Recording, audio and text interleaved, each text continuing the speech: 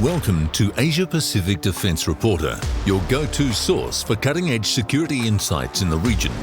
Get ready for rapid-fire analysis and commentary from the Asia Pacific with your host, Kim Bergman. Hello and welcome back.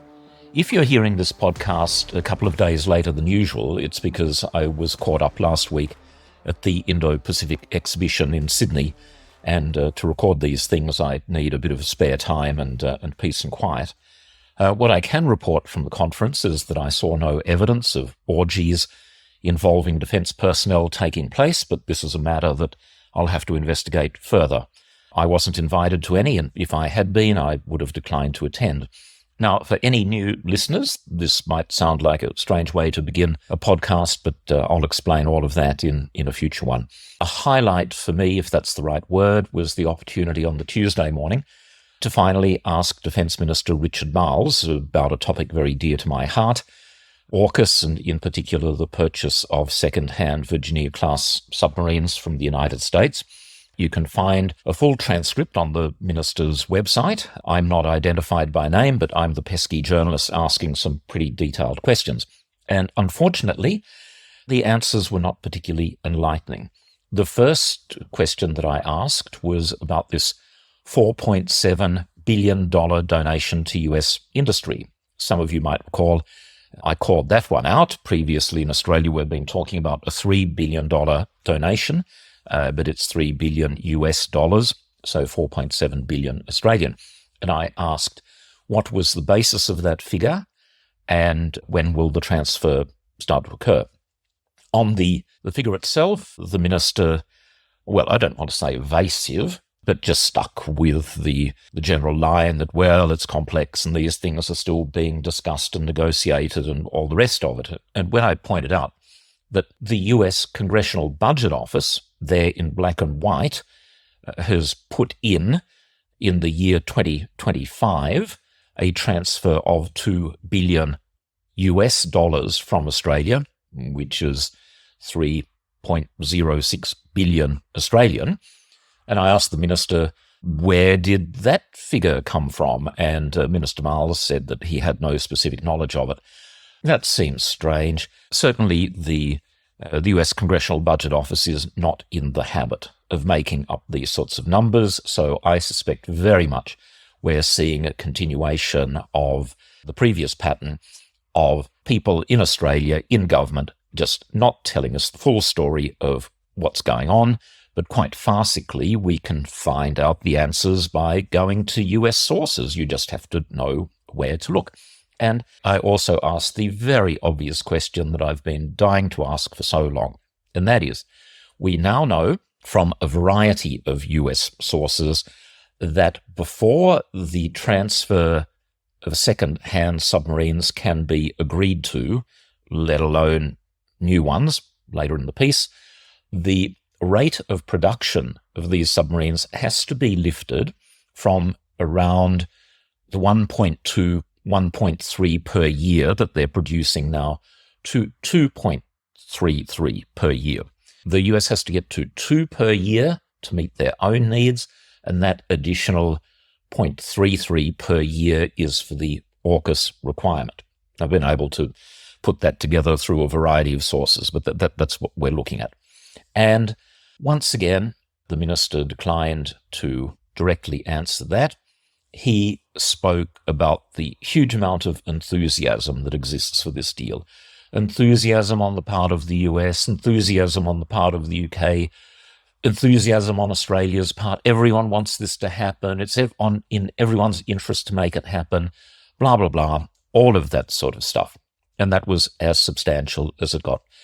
Meanwhile, the United States Navy at a very senior level is saying on the record that they are working towards the transfer of the first Virginia-class submarine second-hand in 2032, the second one in 2035, and there's the possibility of 2038 for a new one.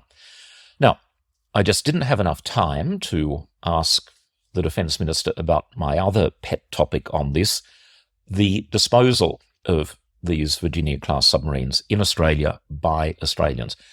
And a little warning up front. If anybody out there thinks that this is a good idea, you might want to switch off now or go and chug some vodka or have your heart attack medicine, because in a moment or two I'm going to deal with that in terms that will make a number of people feel uncomfortable. The rationale for why they need to be disposed of in Australia has never been outlined. And I can point out to people, there's no international rule book about this. There's no resolution of the United Nations. There's no reference in the Bible that I'm aware of saying that the country that receives nuclear-powered submarines has to dispose of them. But the US, in the form of US Navy Undersecretary Eric Raven, he repeated this on the 25th of October. Again, it's a public hearing. If you look hard enough, you'll be able to find it. He only spent one sentence on this. He was asked by a congressman whether Australia disposing of the subs was still part of the picture. And he said it was incredibly important and it was also part and parcel of the Virginia sale.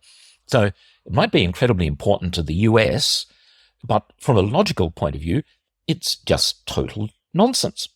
There's no imperative to do this other than, it would seem, it suits a US agenda. And the precise nature of that agenda is unknown. We can speculate about that if there's sufficient time. A lot of people think that this situation that Australia is in of receiving nuclear-powered submarines is unique. No, it's not. It's unique in the sense it's the first time that the US has transferred nuclear-powered submarines, but it's been done before. It's been done 3 times by Russia to India. Well, technically, the first time was in 1989, so that was the Soviet Union, but it's been done twice since. My Indian friends tell me that these transfers have been quite successful. The Indian Navy has learnt from the experience, and they've gone on to incorporate all of those lessons into their own nuclear-powered submarine programs. So the Indians haven't had to dispose of the Russian nuclear-powered submarines. The Russians have taken them back and have done it within their own system. Probably not very well, but the principle exists there. So put it very simply and very bluntly and as rudely as I can, in other words, the United States is treating Australia far worse than Russia has treated India. Just think about it for a second, okay? Just think about it for a second. Our supposedly greatest ally is forcing us to spend vast amounts of money and accept all of the huge risk involved rather than use their own disposal facilities, which have been set up since the 1950s, to take their submarines back and dispose of them on home territory. Australia, of course, pay for that, but this idea that we have to replicate US facilities here just is, well, it's not only illogical, but I go further and say it's not the actions of an ally. There's some sort of, ideological motivation at work here. How about some of our big brave boys and girls go back to the United States and say, listen, guys, we're your closest ally, and what we now want is to be treated in the same way that Russia treated India. How about we just have parity with that? I don't know how the US would react, but I'd certainly like to see it pushed very hard, because this is going to be a real problem for Australia. Just where the facilities are going to be located and that sort of thing. So it was a shame that I didn't have a chance to get onto that with the minister, but I will do so on a future occasion. Getting back to the press conference, the minister, who, by the way, I should say, with Richard Marles, he's a perfectly nice person. He's very, very friendly and sociable and all of the rest. There's nothing about him that I dislike at that level. I just have profound misgivings about the way that the defence portfolio is being handled and the implications of AUKUS in particular. Anyway, it was one of my colleagues, Andrew Green from the ABC, who completely triggered him by asking him about a comment the day before from retired Chief of the Army, Peter Lay, that Lay was concerned that the defence budget was being gutted. And the minister, who had shown just, the occasional flash of irritation when I was trying to get to the bottom of things with nuclear-powered submarines, really kind of seemed to lose it on that one, and went so far as to basically call Peter Lay a liar and a has-been. Now, a number of us know Peter Lay very well. He had an impeccable service record, rising to the rank of Chief of the Army, and since that time, he's been a well-regarded academic. And what Peter Lay said, in substance, is actually true. It's about the defence budget.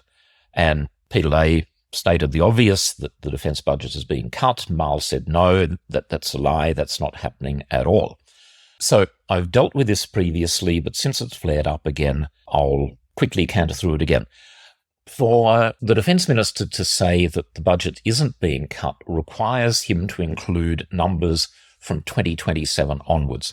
His argument seems to be that at that point there'll be a large rise in defence expenditure, and so over the next decade, Labor is on this upward trajectory. But the trajectory isn't constant, and as I've said before, for the next 3 years, we are actually in decline. And that's because of inflation. Now, it was first identified in budget analysis by the Australian Strategic Policy Institute, but probably more importantly, has been confirmed several times by defence officials during Senate estimates hearings.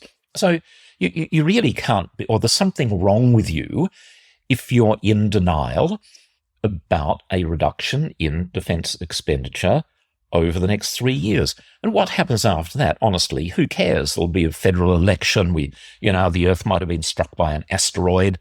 We have to focus on the short-term situation. But you see, it's sort of even worse than that. And I really wish that more people were aware of this, including many of my colleagues in the mainstream media.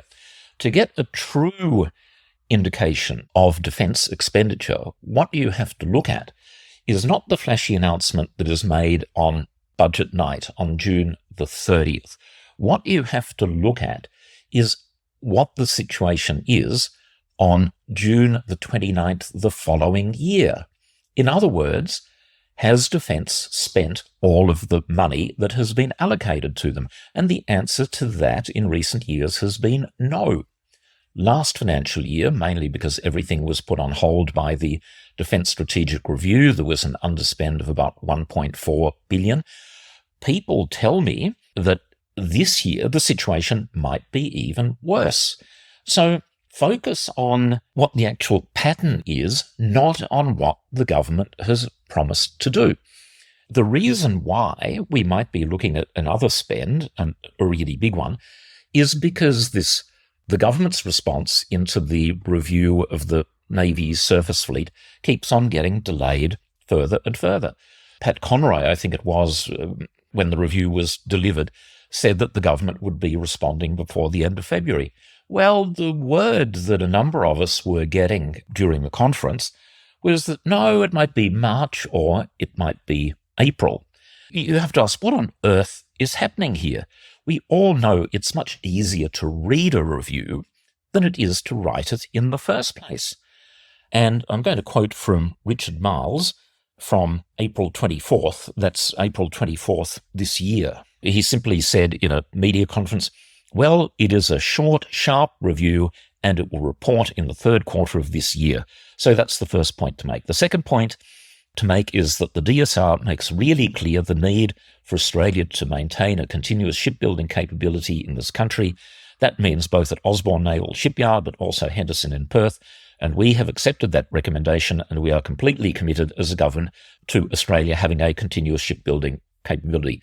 Very fine words, but why are you sitting on this review, which is critical to the future of the surface fleet? There are a number of companies out there that are very, very nervous about what's going on, and it's not helped by the government, the department, and the Navy, and particularly against a background with these huge donations about to start happening to the United States to support US industry. These things are in the pipeline. The situation is not helped by having a defence minister who appears to be in denial of the reality of short-term budget cuts. He speaks and acts as if he believes his own rhetoric, that there are no cuts, because he's focused on the 10-year intention rather than the immediate 3-year reality. I'm running out of time, but I'm going to quickly jump to another topic dear to my heart, and this is relying on some notes that I made a fortnight ago while I was still in Korea travelling around. And it's really about, to point out, and everyone needs to understand this, how good the Defence Department, and occasionally with the presumed agreement of ministers, has become at sliming defence industry. And I noticed while I was over there that there were various reports that our LHDs, 2 big LHDs, that their water purification systems had failed, and sailors ran the risk of drinking poisoned water, and bottled water needed to have been brought on board, blah, blah, blah. Smearing in the process Navantia, the designer of the LHDs, Navantia this, Navantia that, poisoned water. Now, the last time I checked, Navantia delivered the ships in 2016, 2017, something like that. And since that time, their support has been the responsibility of the Navy and CASG, the SG standing for Sustainment Group. Half of the acquisition budget, half of it is to buy new stuff, and the other half is to keep stuff that's been bought going. So they've got billions of dollars.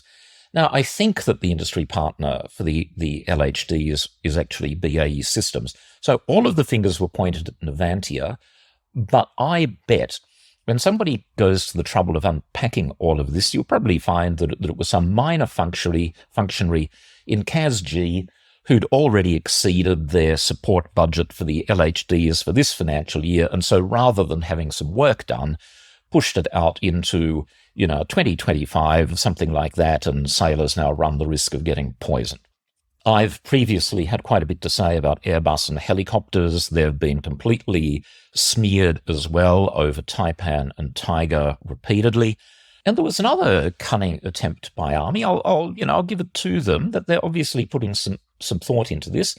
They called in my colleague, or offered, I should say, rather than called in. They offered my colleague Andrew Green from the ABC, mentioned earlier, a briefing about the Nowra Taipan ditching, which I've dealt on previously, and I and others have suggested that it was, an engine failure and and some crew factors and all the rest. Well, Army tried a pretty good thing of distraction by saying, well, it was a previously undisclosed or unidentified problem in the engine. I guess smearing Safran, the engine manufacturer, in the process, one of the world's great engine suppliers, I must say, and sort of, just muddying the waters a little bit. We still don't know the precise reason for that component failure, but it could have been a consequence of Army not updating the software for the helicopters to avoid a hot start of the engine, and also Army were just refused to be drawn on what I believe the situation was, namely that in the chaos and confusion of the moment, the pilot applied power to the engine that had failed and shut down the good engine, and as a result, it went into the drink. So there you go, a bit more bashing of Airbus and now Safran. Army and Defence have now also accepted that the terrible accident that occurred during Talisman Sabre that killed 4 service personnel was not the fault of the helicopter, but they, again, will not come out and say so directly. All that they will do is point to statements by the CEO of Airbus Helicopter, basically Airbus Helicopter saying that they are not aware of any technical issues with the helicopter. Well, just come out and say it, please, because they're leaving it out there. Airbus employed, they've had to be sacked because of the circumstances, 400 people in Brisbane, of whom half are ADF veterans. So, yep, smear them, smear the helicopter brand. but don't own up for your own actions. And a final one on that theme, I saw that the Arafura class have been put on the lists of projects of concern. Again, that sort of automatically smears Lursen. Everyone goes, oh, well, must be the fault of the company.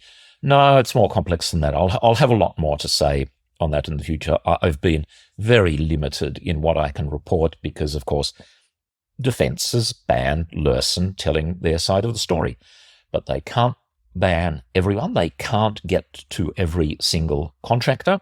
And I can assure you, with more to come on this topic, it doesn't look like it's the fault of the company.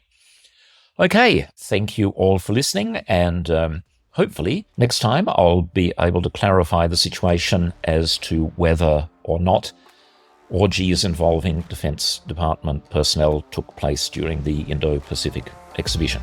Bye for now.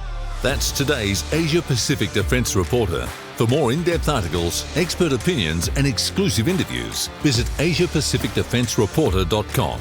Stay informed, stay ahead. This is your source for all things defence. Until next time.